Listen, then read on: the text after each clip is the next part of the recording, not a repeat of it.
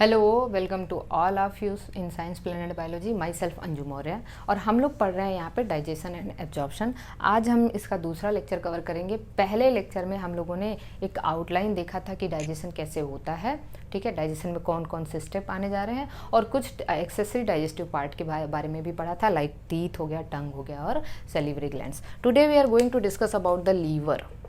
So we can say liver को एक और नाम दिया जाता है हिपैर, क्योंकि आपको पता है जितने भी जो हिपैटिक टर्म किससे रिलेटेड है, लीवर से, ठीक है। कमेंट बॉक्स में लिख के बताइएगा लीवर की फैगोसाइटिक सेल्स को क्या कहते हैं, लीवर की फैगोसाइटिक सेल्स को क्या कहते हैं, ठीक है। तो चलिए देखिए, लीवर हो गया और ये इसको हम क्या कहते हैं, हिपैर। ओके, यहाँ तक बात समझ में आ रही है। ये it is the largest exocrine gland, largest exocrine gland, ये सबसे बड़ी एक्सोक्राइन ग्लैंड है। अगर लार्जेस्ट ग्लैंड पूछा जाता है तो लीवर, लार्जेस्ट एंडोक्राइन ग्लैंड पूछा जाता है तो that is the thyroid. Largest endocrine gland क्या है, थायराइड है। ओके, नाउ इसका वेट कितना होता है, 1.2 kg से लेके 1.5 kg तक। इसकी लोकेशन कहाँ है, हमारे डायफ्राम के जस्ट नीचे एब्डोमिनल कैविटी में, राइट साइड में, ठीक है। तो राइट साइड में है लीवर, राइट साइड में लीवर है और बिलो डायफ्राम, ठीक है, बिलो डायफ्राम इन एब्डोमिनल कैविटी, इन एब्डोमिनल कैविटी मतलब एब्डोमिनल कैविटी में डायफ्राम के जस्ट नीचे, क्योंकि राइट साइड में लीवर होता है ना, तो इसलिए राइट वाली किडनी थोड़ी सी नीचे होती है, लेफ्ट वाली थोड़ी सी ऊपर होती है, ठीक है ना। तो और अब देखिए राइट साइड। अब अगर हम बात करें लीवर की तो इसका लोकेशन हो गया, इसका वेट हो गया। अब देखिए यहाँ पे इसकी जो स्ट्रक्चरल एंड फंक्शनल यूनिट है, स्ट्रक्चरल एंड फंक्शनल यूनिट को हम लोग कहते हैं, फंक्शनल यूनिट को हम लोग कहते हैं, this is the hepatic lobules. क्या कहते हैं, हिपैटिक लोव्यूल्स। और हिपैटिक जो लोव्यूल्स होते हैं ये क्या है, स्ट्रक्चरल और फंक्शनल यूनिट। और दूसरी चीज़ ये है कि they are surrounded by a thin connective tissue, thin sheath, ठीक है, जिसको हम कहते हैं ग्लिसन्स कैप्सूल। ये एग्जाम का क्वेश्चन है, Glisson's capsule. So sometimes students are confused कि ग्लिसन्स कैप्सूल लीवर की कवरिंग, एक्चुअली नहीं, ग्लिसन्स कैप्सूल किसकी कवरिंग है, हिपैटिक लोव्यूल्स की। और हिपैटिक लोव्यूल्स क्या है, structural and functional unit of liver. And next it is pentagonal, इसका जो स्ट्रक्चर होता है ये क्या है, पेंटागोनल है। इसके अलावा हिपैटिक लोव्यूल्स कंटेन्स हिपैटोसाइट्स। क्या क्या कंटेन करते हैं, इनके अंदर कंटेन्स हिपैटोसाइट्स, मतलब जो हिपैटोसाइट्स का मतलब छोटी छोटी सेल्स, लीवर की जो सेल्स हैं, इन कार्ड लाइक मैनर, ठीक है। और हिपैटोसाइट्स का काम क्या है, दे सिक्रीट बाइल। ये क्या सिक्रीट करते हैं, बाइल। तो यहाँ तक आपको पता होना चाहिए। जो हिपैटिक लोव्यूल्स हैं, ठीक है, वो पेंटागोनल होते हैं, थिन शीथ के द्वारा सराउंडेड होते हैं, जिसको हम ग्लिसन्स कैप्सूल कहते हैं। और इनमें एक कॉर्ड, जैसे मान लीजिए कि मैं एक पेंटागोनल स्ट्रक्चर ऐसे बना दूं, ठीक है, दिस इज ये हेक्सागोनल हो गया, 1 2 3 4 पेंटागोनल स्ट्रक्चर में बना दूं, ओके, 1 2 3 4 5, ये एक पेंटागोनल स्ट्रक्चर बना दिया मैंने। और यहाँ पे देखिए बीच में, अब इसको बहुत डिटेल नहीं लेके जाएंगे, हिपैटिक आर्टरी, हिपैटिक वेन और ये सब क्या है, हिपैटिक पोर्टल वेन। यहाँ पोर्टल ट्रायाड पाया जाता है, क्योंकि यहाँ पे 3 टाइप की ब्लड वेसल्स होती हैं, हिपैटिक आर्टरी, हिपैटिक वेन और हिपैटिक पोर्टल वेन एक ही जगह खुलते हैं, जिनको हम पोर्टल ट्रायाड कहते हैं। तो कभी आपको क्वेश्चन में आ गया एग्जाम में पोर्टल ट्रायाड क्या है, दिमाग में देखिए रखिए। हम आपका टाइम तो वेस्ट नहीं कर रहे हैं, हमने जस्ट आपको बता दिया what is the portal triad. Portal triad का मतलब एक ऐसी जगह जहाँ पे हिपैटिक आर्टरी, हिपैटिक वेन और हिपैटिक पोर्टल वेन तीनों होते हैं, जिसको हम पोर्टल ट्रायड कहते हैं। याद रखना इस बात को। अब ये जो ये क्या है, एक हिपैटिक लोव्यूल है, इसी के अंदर ऐसे कॉर्ड होते हैं, बने रहते हैं, ये कॉर्ड बने रहते हैं। कॉर्ड के दोनों तरफ क्या होते हैं, हिपैटोसाइट्स होते हैं, हिपैटोसाइट्स। तो ये कॉर्ड है, दिस इज द कॉर्ड, और कॉर्ड के दोनों तरफ हिपैटोसाइट्स हैं जो किसका सिक्रेशन करेंगे, ये बाइल का सिक्रेशन करेंगे। अब हम देखेंगे कि लीवर में 2 लोब होते हैं, हालांकि होते कई लोब हैं, एक्सेसरी लोब वगैरह भी होते हैं, लेकिन हम 2 लोब जानते हैं, 2 लोब को पढ़ना है आप लोगों को। तो ये यहाँ पे कितने लोब्स होते हैं, 2 लोब्स, 2 लोब। इसका जो राइट लोब होता है, जैसे मान लीजिए मैंने ऐसे लीवर बना दिया, this is what the liver, इसका जो राइट लोब है ना, इसका ये जो राइट लोब है, अब एक बात बताओ आप मुझे, ये जो राइट लोब है वो बड़ा होता है, 5/6 पोर्शन होता है, 1/6 पोर्शन होता है, कितना होता है ये 5/6 पोर्शन, और ये लेफ्ट वाला जो है वो 1/6 पोर्शन होता है, ठीक है। अब यहीं पे एक आपकी एक ग्लैंड होती है जिसको हम क्या कहते हैं, गॉल ब्लैडर होती है, तो इसको हमने क्या नाम दिया, गॉल ब्लैडर। अब एक एक करके इनका हम फंक्शन देख लेंगे। गॉल ब्लैडर क्या करता है, storage of bile, storage of bile. Bile का फंक्शन हम देख लेते हैं, बाइल का फंक्शन क्या होता है। देखिए बाइल का फंक्शन क्या होता है, लीवर का फंक्शन अभी हम एक तरफ देखेंगे, एक तरफ बाइल का फंक्शन देखेंगे, ठीक है। लीवर में 2 लोब हैं, ठीक है, और दोनों लोब को हमने क्या, एक राइट लोब है, एक लेफ़्ट लोब है, ये हमने आपको पहले ही बता दिया। और उसके बाद यहाँ पे हमने आपको बताया कि यहाँ पे जो ये 5/6, अब यहाँ से देखिए इसके अंदर क्या होंगी, हिपैटिक लोब्यूल्स होंगे, और हिपैटिक लोब्यूल्स के अंदर हिपैटोसाइट हैं, वो क्या करेंगे, बाइल को सिक्रीट करेंगे। राइट साइड से जो बाइल को कलेक्ट करते हैं वो राइट हिपैटिक डक्ट होते हैं, लेफ़्ट साइड से जो कलेक्ट होते हैं वो लेफ़्ट हिपैटिक डक्ट होते हैं, दोनों आपस में ज्वाइन हो जाते हैं, ठीक है, दोनों आपस में ज्वाइन होके ये कॉमन हिपैटिक डक्ट बनाते हैं, फिर आ जाते हैं ये बाइल यहाँ बाइल गॉल ब्लैडर में ये खुलते हैं, ठीक है। यहाँ तक बात क्लियर हुई। फिर इसको आगे हम लोग देखेंगे। अब चलिए देखिए, गॉल ब्लैडर की जो डक्ट होती है उसको हम लोग सिस्टिक डक्ट कहते हैं। क्या कहते हैं, सिस्टिक डक्ट, क्या कहते हैं, cystic duct. Okay, gall bladder की जो डक्ट है उसको हम लोग सिस्टिक डक्ट कहते हैं, कंफ्यूज नहीं होना चाहिए। अब आप देखिए लीवर के हम फंक्शन की अगर हम बात करें, लीवर के फंक्शन की तो बड़े इंपॉर्टेंट फंक्शन है, क्योंकि ढेर सारी साइकिल तो यही होती है। पहली यूरिया साइकिल यही होती है, कोरी साइकिल यही होती है। अब आप कहोगे कोरी साइकिल क्या है, तो हम आगे इसको मसल पढ़ाएंगे तब बताएंगे, अभी टाइम हमें वेस्ट नहीं करना है। सो बिना टाइम वेस्ट किए आप इसको देखते रहिए। कोरी साइकिल जब हम मसल पढ़ाएंगे तो वहाँ बताएंगे। तो यूरिया साइकिल मतलब ऑर्निथीन साइकिल, हैंसलेट क्रेब्स साइकिल इसी को कहा जाता है। और इसके अलावा यहाँ पे डीएमिनेशन होता है कि नहीं, डीएमिनेशन, डिटॉक्सिफिकेशन भी होता है ड्रग्स का डिटॉक्सिफिकेशन भी होता है। इसके अलावा लीवर से ढेर सारे क्या होते हैं, वी कैन से जैसे अभी वो प्लाज्मा प्रोटीन्स रिलीज होते हैं। हमने ब्लड में आपको पढ़ाया था ना, प्लाज्मा प्रोटीन्स लाइक एल्बुमिन, याद आ रहा है ना, एल्ब्यूमिन का फंक्शन, ग्लोब्यूलिन का फंक्शन, प्रोथ्रोम्बिन का फंक्शन, याद है ना, ठीक है। इसके अलावा लीवर क्या करते हैं, फैट सॉल्युबल विटामिन्स को स्टोर करते हैं। ढेर सारी चीज़ों का स्टोरेज होता है यहाँ पे, ठीक है। तो ये सब लीवर के फंक्शन है। लीवर सिरोसिस और हेपेटाइटिस वगैरह इसकी बीमारी है, जिसको हम अभी आगे नहीं पढ़ाने जा रहे हैं। तो this is what the function of liver. Bile pigment का फंक्शन बड़ा इंपॉर्टेंट है, क्योंकि डाइजेशन जब आप पढ़ेंगे तो बाइल पिगमेंट का फंक्शन बहुत ही ज़रूरी होता है, इसको आपको जानना। तो देखिए बाइल का फंक्शन क्या है, सबसे पहली चीज़, 3 बड़ा इंपॉर्टेंट फंक्शन है ये। इमल्सिफिकेशन ऑफ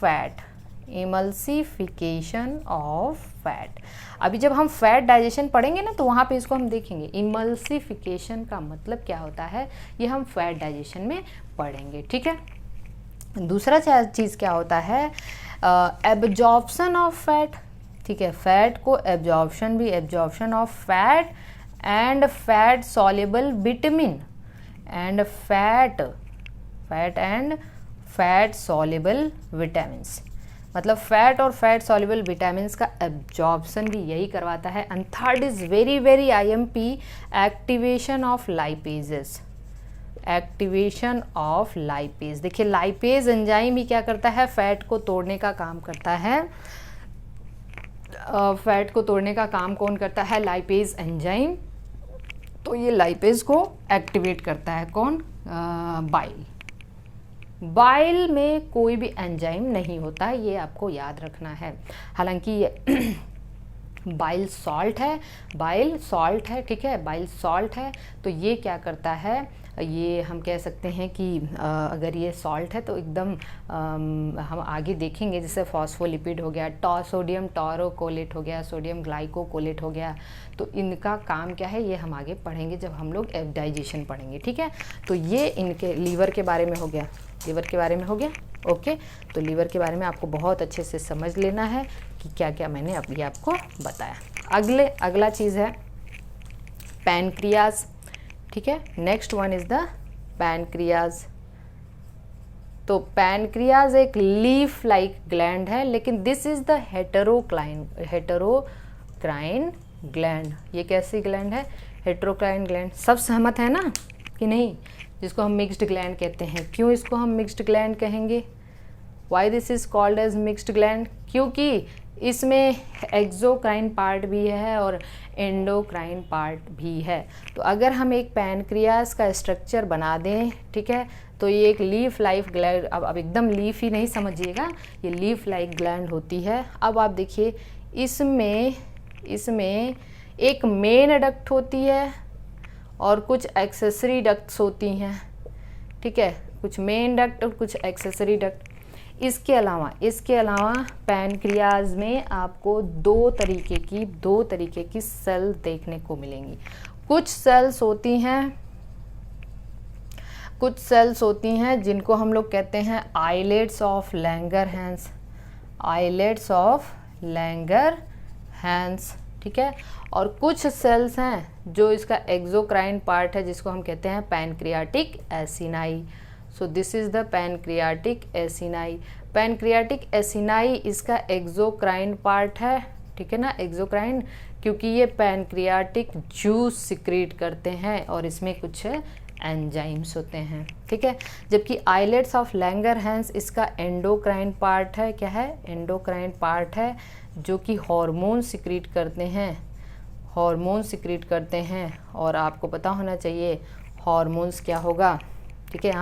यहाँ पे भी कई सेल्स होती हैं, अल्फ़ा, बीटा, डेल्टा, गामा। तो अल्फ़ा से आपको पता है ग्लूकागॉन सिक्रीट होता है, ग्लूकागॉन।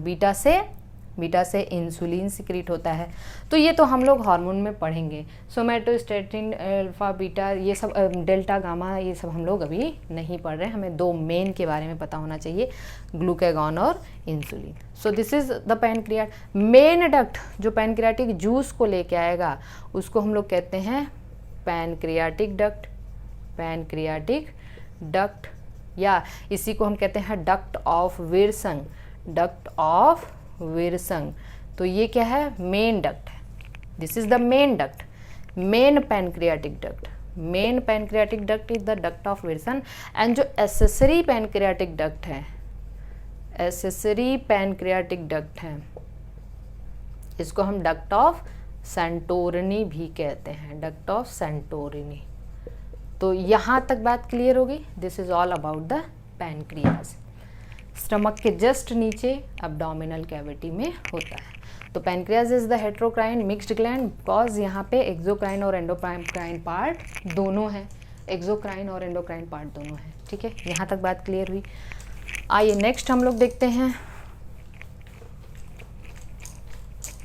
अब हम लोग देखते हैं कि जो एलिमेंट्री कैनाल के बारे में पढ़ते हैं।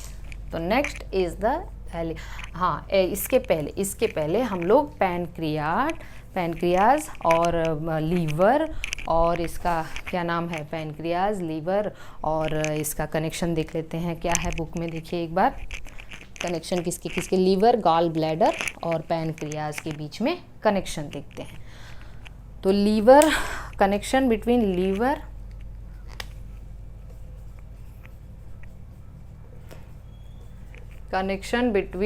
Liver gall bladder and pancreas. देखिए मान लीजिए ये लीवर है, ठीक है ना, ये लीवर है। हमने इसी में दोनों लोब बना देना है, मैं इसे अलग से लोब नहीं बनाने जा रही हूँ। चलिए अब एकदम ध्यान से समझना है आपको, इस चीज़ को एकदम अच्छे से समझना है। ये गॉल ब्लैडर है, गॉल ब्लैडर को भी मैं ऐसे बना रही हूँ कि आप यहाँ पे इसको अच्छे से समझ जाएं। अब लीवर के अंदर हिपैटिक लोब्यूल्स होगा, हिपैटिक लोब्यूल्स के अंदर हिपैटोसाइट्स होगा, वो क्या करेंगे, बाइल सेक्रेट करेंगे। राइट हिपैटिक डक्ट से, राइट लोब से राइट हिपैटिक डक्ट और लेफ्ट लोब से लेफ्ट हिपैटिक डक्ट, दोनों मिलके कॉमन हिपैटिक डक्ट। तो this is the left hepatic duct, left hepatic duct bile लेके आएगा, एंड राइट साइड से this is the right hepatic duct bile लेके आएगा। ठीक है, ये कॉमन हिपैटिक डक्ट हो गया, दोनों मिलके क्या बनाएंगे, कॉमन हिपैटिक डक्ट। और गॉल ब्लैडर से जो एक्सेस बाइल होगा वही जाएगा। ठीक है, और ये जब कॉमन हिपैटिक डक्ट आएगा गॉल ब्लैडर से मिल जाएगा, तो ये बना लेंगे। गॉल ब्लैडर की डक्ट क्या है, सिस्टिक डक्ट, क्या है, सिस्टिक डक्ट। ठीक है, और जब दोनों मिल जाएंगे ना, दोनों मिल जाएंगे तो इसको कहते हैं common bile duct, common bile duct. Common bile duct में क्या क्या है, देखिए गॉल ब्लैडर की डक्ट को सिस्टिक डक्ट कहेंगे, दोनों मिल जाएंगे तो इसको हम कहने जा रहे हैं कॉमन बाइल डक्ट। ओके, अब देखिए नेक्स्ट, अब यहाँ पे आपके बुक में जो दिया हुआ है कि 1 मिनट प्लीज़। अब क्या होने जा रहा है, जो कॉमन बाइल डक्ट है ना, ये कहाँ ओपन होंगे। अब जैसे मान लीजिए आपका ये है, ऊपर से इंटेस्टाइन है, ये मैंने लेफ्ट हिपैटिक डक्ट यहाँ बना देना है, left hepatic duct, left hepatic duct. यहाँ से आ रहा है ईसोफेगस है सपोज करिए, और ये है आपका पेट, है ना, स्टमक, और स्टमक खुला किसमें, डिओडेनम में, सॉरी स्टमक हाँ खुला डिओडेनम में। और यहाँ पे है आपकी ये पैनक्रियाज पड़ी है, लटकी पड़ी है पैनक्रियाज। बात समझ में आ रही है what I am saying? Okay, let me draw. ये कॉमन बाइल डक्ट, पैनक्रियाज की जो मेन डक्ट है, पैनक्रियाज की जो मेन डक्ट है उसको हम क्या कहेंगे, duct of Wilson, duct of Wilson. हम नहीं लिख रहे हैं यहाँ पे पैनक्रियाटिक डक्ट लिख रहे हैं, ठीक है, हम लिख रहे हैं मेन पैनक्रियाटिक डक्ट। पैनक्रियाज की जो मेन डक्ट है वो पैनक्रियाटिक जूस लेके आ रहा है। ओके, नाउ ये जो कॉमन बाइल डक्ट है, कॉमन बाइल डक्ट ये आएगी कॉमन बाइल डक्ट यहाँ पे, और ये ओपन होगी कहाँ पे, ये ओपन होगी पैनक्रियाज में मिल जाएगी। जब ये पैनक्रियाज में मिल गई ना, जब ये पैनक्रियाज में मिल गई तो after we can say connecting with the pancreatic duct, now this new duct is the hepatopancreatic duct. ये क्या है, hepatopancreatic duct, this is the hepatopancreatic duct. but before opening, before ये common bile duct है ना, common bile duct before opening into pancreatic duct is guarded by a sphincter, and this is called as sphincter of Boyden, sphincter of Boyden। अब बताइए स्फिंक्चर of बॉयडन किसका स्फिंक्चर है, common bile duct का। ठीक है, next this hepatopancreatic duct, now main जो hepatopancreatic duct है will open into duodenum, ये किस में ओपन होगी, duodenum. But before opening directly in duodenum, that will form a swollen part, एक सोलन पार्ट बनाएगा और ओपन होएगा एक स्फिंक्टर के द्वारा। जो सोलन पार्ट है, the swollen part is called as ampulla of Vater, ampulla of Vater. And this hepatopancreatic duct is also guarded by a sphincter, and this sphincter is called as sphincter of Oddi, sphincter of Oddi. So देखिए अब आप पक्का ये सब चीज़ें आप ऐसे लिखते रहिएगा, इसमें बहुत ज़्यादा तामझाम तो नहीं है, बस थोड़ा सा आप इसको एकदम अटेंटिव होके देखेंगे ना तब समझ में आ जाएगा। एकदम अटेंटिव होके देखना है, कहीं से कुछ भी गड़बड़ी नहीं करनी है। राइट पार्ट से राइट हिपैटिक डक्ट बाइल को लेके आया, लेफ्ट पार्ट से लेफ्ट हिपैटिक डक्ट बाइल को लेके आया, दोनों मिलके कॉमन हिपैटिक डक्ट बनाए और गॉल ब्लैडर से सिस्टिक डक्ट निकला। सिस्टिक डक्ट और कॉमन हिपैटिक डक्ट मिलके कॉमन बाइल डक्ट बना लिए। कॉमन बाइल, अब देखिए पैनक्रियाज की जो डक्ट है, pancreatic duct, main duct is Wilson and accessory duct is duct of Santorini.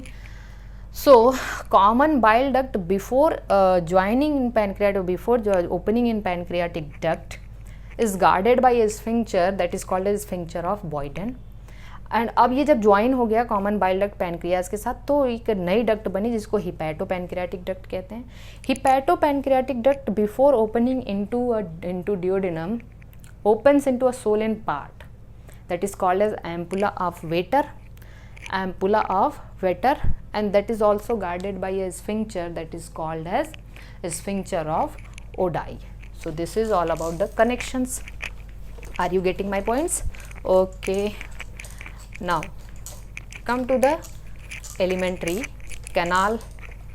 So firstly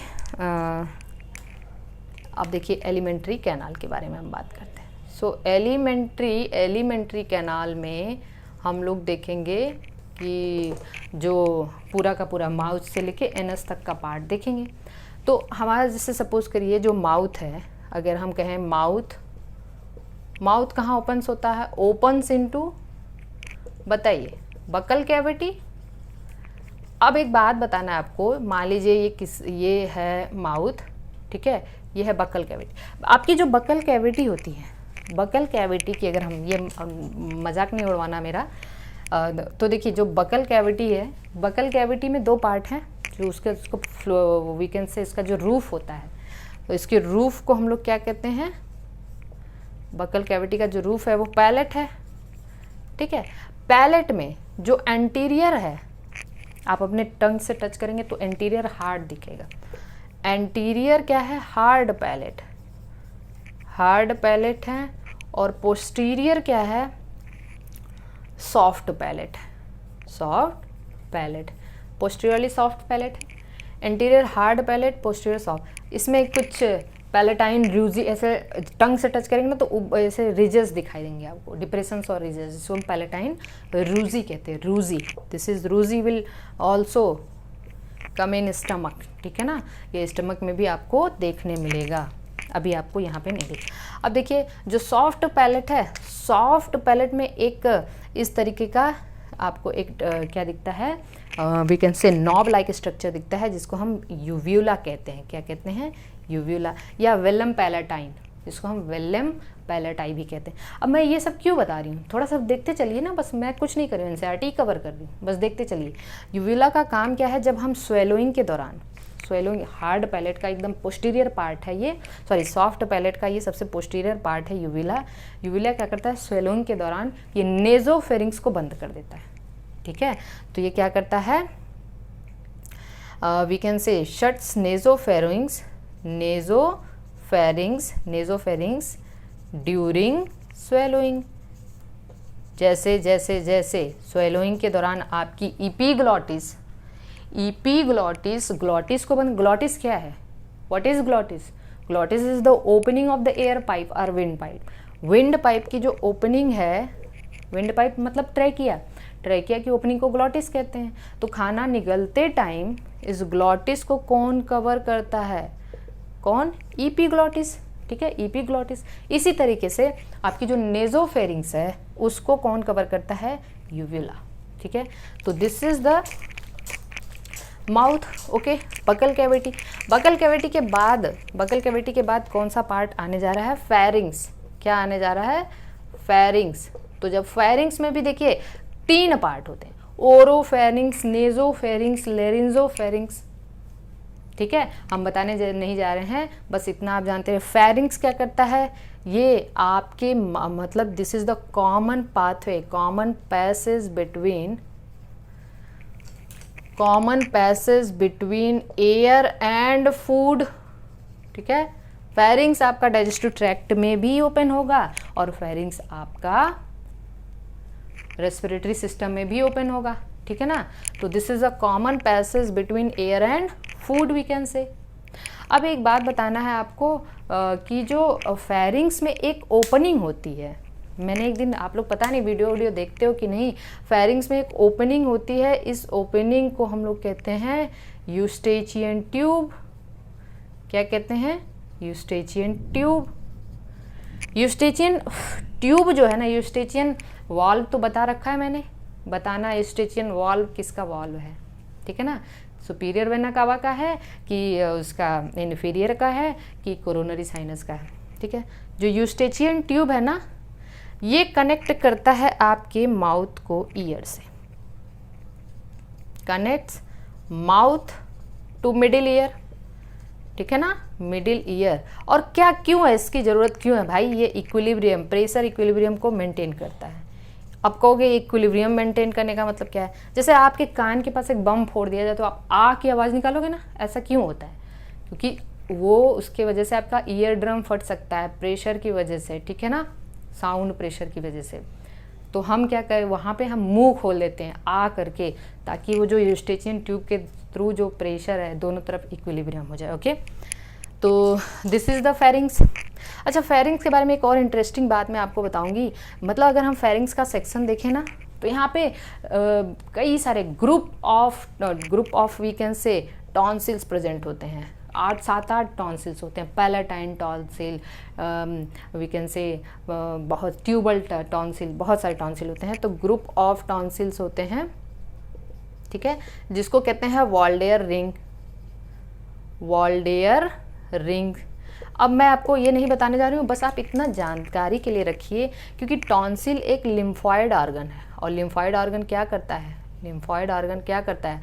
वहीं पे तो एंटीजन एंटीबॉडी का रिएक्शन होता है ना, फॉरेन पार्टिकल का एंटीबॉडी से रिएक्शन होता है। क्योंकि आपको पता है कि आप जब सांस ले रहे हैं और आप जब खाना खा रहे हैं, तो सबसे ज़्यादा जो बीच में पड़ने वाला पाथवे है वो फेरिंग्स ही है। तो एयर के थ्रू जो माइक्रो ऑर्गेनिज्म जा रहा है, खाने के थ्रू जो माइक्रो ऑर्गेनिज्म जा रहा है, तो सबके बीच में कौन पड़ रहा है? फेरिंग्स पड़ रहा है। तो फेरिंग्स को ज़्यादा प्रोटेक्ट होने की ज़रूरत है, ठीक है ना, उसको ज़्यादा सुरक्षा की ज़रूरत है। इसलिए वहाँ पे ग्रुप ऑफ टॉन्सिल पाए जाते हैं। टॉन्सिल इन्फेक्शन की वजह से टॉन्सिलाइटिस हो जाता है ना, ठीक है। तो ग्रुप ऑफ टॉन्सिल होते हैं, जिसी को हम वॉल्डेयर रिंग कहते हैं। 1-2 टॉन्सिल निकल भी गया तो कोई दिक्कत नहीं है। मेरे दोनों टॉन्सिल नहीं है यहाँ पे, जो मेरे ट्यूबल टॉन्सिल हैं वो दोनों नहीं है, ठीक है। तो सॉरी, पैलेटाइन टॉन्सिल दोनों नहीं है, निकाल दिए गए हैं क्योंकि मुझे टॉन्सिलाइटिस हो गया था। टॉन्सिलेक्टॉमी भी कहते हैं टॉन्सिल के रिमूवल को। तो this is about the pharynx, ठीक है। अब देखिए नेक्स्ट हम लोग क्या देखते हैं, दैट इज द फेरिंग्स किस में ओपन होएगा? ईसोफेगस में। ईसोफेगस और स्टमक के बारे में देखते हैं, ईसोफेगस एंड स्टमक। तो ईसोफेगस और स्टमक के बारे में हम देखेंगे। तो जो ईसोफेगस है इस तरीके से आया, ये एक ट्यूब लाइक स्ट्रक्चर है और ये किस में ओपन हो जाता है? स्टमक में। देखिए बहुत बढ़िया डायग्राम तो नहीं बन पाएगा। जो स्टमक है ना, इस तरीके से मान लीजिए, और स्टमक फिर ये किस में ओपन होगा? डिओडेनम में। तो देखिए स्टमक, ये ईसोफेगस है, ईसोफेगस। अब बताइए मुझे, ईसोफेगस इंटीरियरली होती है कि पोस्टीरियरली होती है? पोस्टीरियरली होती है। कहाँ होती है? पोस्टीरियर साइड में होती है। क्योंकि देखिए इंटीरियरली आपकी ट्रैकिया होती है, एंटीरियरली क्या होती है? ट्रैकिया होती है। और ट्रैकिया में सी शेप्ड कार्टिलेजिनस रिंग होते हैं, है ना। तो ट्रैकिया ऐसे है, दैट इज कार्टिलेजिनस रिंग, और उसी रिंग पे ऐसे ट्रैकिया है और ऐसे सी शेप्ड रिंग है। इसी रिंग में पीछे की तरफ ईसोफेगस फिक्स होता है, ठीक है। तो ईसोफेगस कहाँ ओपन होगा? यहीं पे आसपास कहीं हर्ट होता है, ठीक है ना। तो oesophagus before opening into stomach guarded by sphincter, that is called as cardiac sphincter. इसको हम क्या कहते हैं? कार्डियक स्फिंक्टर, कार्डियक वाल्व, या फिर इसको हम गैस्ट्रो, या क्या कहते हैं इसको हम, और क्या कहते हैं? दैट इज़ कॉल्ड एज, कुछ इसको हम लोग कहते हैं कार्डियक स्फिंक्चर या फिर कौन सा स्फिंक्चर, गैस्ट्रो कुछ ऐसे स्फिंक्चर का नाम मुझे नहीं याद आ रहा है, कार्डियक स्फिंक्चर, ठीक है, याद आएगा तो अभी बता दूंगी। और जब स्टमक डिओडेनम में खुलता है that is also guarded by a valve that is called as pyloric valve, ठीक है, इसको हम पाइलोरिक वॉल्व कहते हैं। ओके, अब इसके बाद आप देखिए यहाँ पे ये जो है कार्डियक इसको क्यों कहते हैं, क्योंकि यहाँ पे हार्ट आसपास होता है। अब 3 चैम्बर होते हैं, पहला कार्डियक, क्या होता है कार्डियक, और दूसरा चैम्बर जो है ना, दूसरा चैम्बर है फंडिक, और तीसरा चैम्बर है पाइलोरस। 3 है यहाँ पे, और ये जो है बॉडी है, दिस इज द बॉडी। तो स्टमक के बारे में हमें ये पता चल चुका है। अच्छा, ये फंडिक ट्रू चैम्बर इसको कहते हैं क्योंकि यहाँ पे गैस्ट्रिक ग्लैंड होती हैं। क्या होती हैं? Gastric gland. अभी गैस्ट्रिक ग्लैंड के बारे में बता दूं कि gastric gland simple branched tubular gland होती हैं। ये देखिए इस तरीके की होती हैं गैस्ट्रिक ग्लैंड, ये simple branched tubular compound gland होती हैं, ठीक है ना, तो ये आपको नहीं पढ़ना है। सो this is the gastric gland. Gastric gland जब हम पढ़ेंगे ना तो इस ग्लैंड में कई टाइप की सेल्स होती हैं। चीफ सेल जिसको हम पेप्टिक सेल भी कहते हैं, जो HCl सिक्रेट करती हैं, ठीक है। इसके अलावा ऑक्जेंटिक सेल, ठीक है, तो सॉरी चीफ सेल को ही हम क्या कहते हैं? पेप्टिक सेल कहते हैं।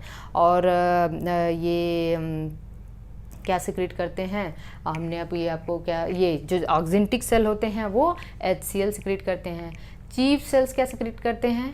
ये कुछ जाइमोजन सिक्रेट करते हैं क्या, मुझे थोड़ा सा कन्फ्यूजन, और इनएक्टिव एंजाइम सिक्रेट करते हैं, ऐसा कुछ है। जो आपका ऑक्जेंटिक सेल है वो क्या सिक्रेट करते हैं? HCl। इसके अलावा के सेल्स इंट्रिंसिक फैक्टर भी सिक्रेट करते हैं जो विटामिन B12 का एब्जॉर्प्शन करते हैं, ठीक है। ये हम आगे आपको बताएंगे। और उसके बाद इसमें और भी सेल्स होते हैं जैसे म्यूकस सेल्स, म्यूकस नेक सेल, ये सब म्यूकस सिक्रेट करते हैं। तो आगे हम इसके बारे में आपको बताएंगे। तो this is all about the stomach. अब स्टमक कहाँ ओपन होता है बताइए मुझे? स्टमक ओपन होता है स्मॉल इंटेस्टाइन में। तो चलिए हम स्मॉल इंटेस्टाइन को भी थोड़ा सा देख लेते हैं। तो अगर हम बात करें स्मॉल इंटेस्टाइन की, तो स्मॉल इस तरीके से, जैसे मान लीजिए इस तरीके से क्या था, ये ईसोफेगस, ईसोफेगस से फिर ये स्टमक, स्टमक से ये डिओडेनम, ठीक है ना, डिओडेनम। अब ये डिओडेनम के बाद स्मॉल इंटेस्टाइन में 3 पार्ट हैं, डिओडेनम, जेजुनम और इलियम। तो अगर हम बात करें स्मॉल इंटेस्टाइन की, या वी कैन से हम लोग अब अगला पार्ट क्या आता है? इंटेस्टाइन। तो इंटेस्टाइन में 2 इंटेस्टाइन है, पहला क्या है? स्मॉल, ठीक है, और दूसरा लार्ज। बड़ी कौन होती है? स्मॉल इंटेस्टाइन 6 to 7 मीटर्स होती है, ठीक है, जबकि ये 1.5 मीटर होती है केवल। फिर इसको लार्ज क्यों कहते हैं? क्योंकि इसका डायमीटर बड़ा होता है, ठीक है। ये 2 to 3 सेंटीमीटर होती है और ये 7 सेंटीमीटर के आसपास होती है। क्योंकि डायमीटर बड़ा है इसलिए इसको हम लार्ज इंटेस्टाइन कहते हैं। स्मॉल इंटेस्टाइन में 3 पार्ट है, क्या क्या है? डिओडेनम, जेजुनम, ठीक है, jejunum and ileum. Duodenum, jejunum और इलियम। और लार्ज इंटेस्टाइन में भी 3 पार्ट हैं, पहला क्या है? सीकम, या हम कह सकते हैं कोलन, सीकम और रेक्टम, ओके, या सीकम कोलन रेक्टम। तो अब हम लोग देखते हैं, देखिए लार्ज इंटेस्टाइन में शुरू होता है यहाँ से, ये पहला पार्ट है सीकम, ठीक है, सीकम के बाद ये ओपन होता है कोलन में। कोलन में पहले होता है असेंडिंग कोलन, ऐसे, ठीक है, असेंडिंग कोलन, तो ये मैंने बना दिया सीकम, ठीक है, दिस इज द सीकम।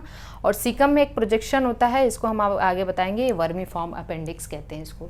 इस प्रोजेक्शन को हम लोग कहते हैं, अब देखिए यहाँ पे मैं पहले बना लेती हूँ फिर आपको बताती हूँ। असेंडिंग ट्रांसवर्स, ठीक है, फिर उसके बाद descending sigmoidal and next is the rectum and then anus. ये जो डिओडेनम है, डिओडेनम ओपन होएगा किसमें? जेजुनम में। So this is what the jejunum, duodenum open हुआ जेजुनम में। डियोडेनम किस में ओपन होता है? जेजुनम में। अब थर्ड पार्ट क्या है? इलियम। इलियम किससे मिल जाता है? इलियम मिल जाता है आपका, ये थर्ड पार्ट है। देखिए अब एकदम ये पूरा मैंने बना दिया, इसको मैं ध्यान से देखना है, इसको मैं वो नॉमेनक्लेचर करती हूँ इसका। ये है डियोडेनम, दिस इज द डियोडेनम। ये वाला जो कॉइल्ड पार्ट है दैट इज द जेजुनम, सबसे बड़ा यही होता है। और third part is the ilium. क्या है? इलियम। और यहाँ से स्टार्ट हुआ, this is the caecum. Caecum का ये जो प्रोजेक्शन है, फिंगर लाइक प्रोजेक्शन, इसको हम लोग कहते हैं, सीकम का प्रोजेक्शन क्या कहलाता है? बताइए मुझे। Vermiform appendix. Vermiform appendix. यहाँ पे कुछ सिम्बायोटिक बैक्टीरिया होते हैं, ठीक है, सिम्बायोटिक बैक्टीरिया होते हैं। ओके, ये सीकम और जेजुनम के बीच में इलियम है। ये एक that is also guarded bye जिसका जो जंक्शन होता है सीकम और इलियम का, इलियोसिकल जंक्शन, इसको हम क्या कहते हैं? Ileocaecal junction. This is called as ileocaecal junction. फिर ये यहाँ से स्टार्ट होता है कोलन, तो ये है ascending colon, this is the ascending colon, okay, and this is the transverse colon, this one is the descending colon, इसको हम कहते हैं descending colon, and this one is the sigmoidal colon, इसको हम कहते हैं sigmoidal colon, okay, and next is the rectum, and last part is the anus. ठीक है, तो ये है पूरा का पूरा इंटेस्टाइन का पार्ट। तो यहाँ तक चीज़ें क्लियर हो चुकी हैं। अब हम लोग एक देख लेते हैं कि पूरे के पूरे जो हमारा डाइजेस्टिव सिस्टम, ये तो एलिमेंट्री कैनाल तो समझ में आ चुका है। अब पूरा का पूरा जो एलिमेंट्री कैनाल है ना, ईसोफेगस से लेकर के पूरा इंटेस्टाइन तक, या हम कहेंगे यहाँ पे elementary canal is surrounded by 4 layers. 4 layers, ठीक है। अब देखिए 4 लेयर से ये सराउंडेड होता है। Alimentary canal is surrounded by 4 layers. Outer to inner अगर हम बात करें, आउटर टू इनर अगर हम बात करें तो ये 4 है। यहाँ पे सबसे आउटर क्या है? That is the serosa. देखिए मैं लिख दे रही हूँ, सबसे आउटर है। सेकेंड इज द मस्क्यूलैरिस, क्योंकि इसमें स्मूथ मसल्स होती हैं। थर्ड इज द ये सिरोसा हो गया, मस्क्यूलैरिस हो गया, and third is the sub mucosa, जिसमें सब म्यूकोसा में क्या होता है पता है आपको? ब्लड वेजल, ध्यान से देखना, ब्लड वेजल, लिम्फ वेजल, ताकि जो डाइजेस्टेड फूड है ना, जो एब्जॉर्ब फूड अभी, क्योंकि ये लास्ट वाली जो लेयर है ना, इसको हम कहते हैं म्यूकोसा। तो म्यूकोसा का मतलब जो सबसे इनर है, ये क्या है? सबसे इनर है। तो जैसे मान लीजिए ये आपकी डाइजेस्टिव ट्रैक्ट है, तो इसका ये जो ल्यूमन है जिसमें फूड जा रहा है, आपकी ट्रैक्ट है ना, जिसको उसका जो ल्यूमन है, that is surrounded by 4 layers. 4 layers कहते हैं, 1 2 3 एंड 4, सराउंडेड बाय 4 लेयर्स। सबसे बाहर, अब इसको समझना है आपको, सबसे बाहर की जो लेयर है इसको हम लोग कहते हैं serosa. Is made up of epithelium. किसकी बनी होती है? इपिथीलियम की। बहुत इंपॉर्टेंट पॉइंट बताने जा रही हूँ और आपको ये चीज़ याद रखना है। एंड किसी भी विसरल ऑर्गन की इपिथीलियम को हम लोग कहते हैं मीजोथीलियम। क्या कहते हैं? मीजोथीलियम, या we can say visceral epithelium को हम लोग कहते हैं, मीजोथीलियम। तो serosa is made up of mesothelium. Mesothelium क्या है? विसरल ऑर्गन की इपिथीलियम को कहा जाता है। ठीक है। सिरोसा के बाद जो सेकेंड है वो है मस्क्यूलैरिस। मस्क्यूलैरिस में देखिए मस्क्यूलरिस में क्या होता है, मसल्स होती हैं जिसमें आउटर लॉन्गिट्यूडिनल मसल होती हैं, लॉन्गिट्यूडिनल, ठीक है, इनर सर्कुलर मसल होती हैं, भूलना नहीं है भाई, देखिए इनर सर्कुलर मसल, कंफ्यूज नहीं कर देना, कोई ट्रिक बना लेना आप, इनर को ऐसे आई बना लो और ऐसे सी बना दो, ठीक है, आउटर, या लॉन्गिट्यूडनल LO आ रहा ना तो outer, LO longitudinal outer, okay.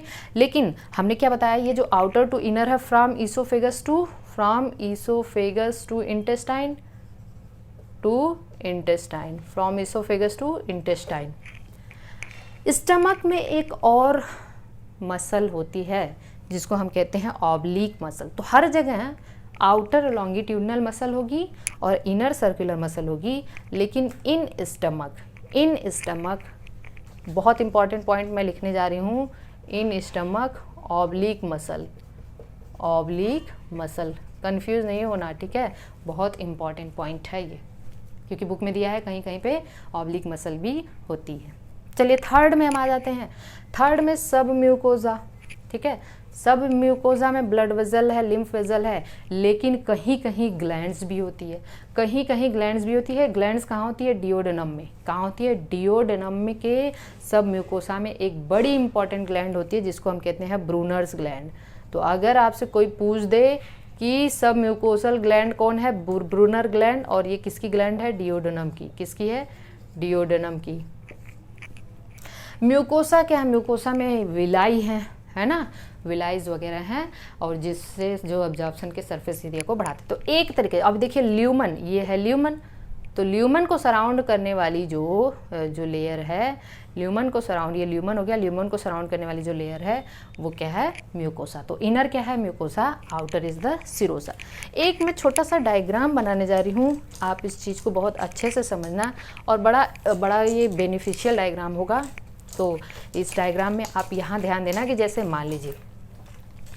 मान लीजिए हमने डायग्राम बना दिया कि ये सबसे बाहरी लेयर है, इसको मैं लिख दे रही हूँ सिरोसा, ठीक है, दिस इज द सिरोसा। चलिए मैं यहाँ लिख दे रही हूँ सिरोसा, ये क्या है, सिरोसा, ठीक है। सेकेंड है, ये है मस्क्यूलरिस। अब मैं इनर आउटर लॉन्गिट्यूडनल और वो सब नहीं बना, इनर सर्कुलर है, इनर मतलब अंदर की तरफ जो है सर्कुलर है, और बाहर क्या है, लॉन्गिट्यूडिनल है। थर्ड क्या है, दिस इज द, ये मस्क्यूलरिस है भाई, मस्क्यूलरिस, और ये सिरोसा है। थर्ड क्या है बताइए मुझे, सब म्यूकोसा। सब म्यूकोसा में क्या है, ब्लड वेसल्स हैं, ओके, नर्व्स हैं, इस तरीके से ये सारी चीज़ें। और सबसे लास्ट की जो लेयर है, सबसे लास्ट की लेयर ऐसे, ठीक है, ये क्या बना दिया मैंने, ये है म्यूकोजा।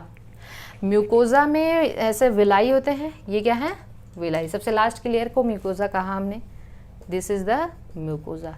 म्यूकोजा में विलाई है, और villi is also supplemented by a small brush border appearance that is called as microvilli. तो विलाई के डिप्रेशंस को भी हम लोग क्या कहते हैं, माइक्रोविलाइज।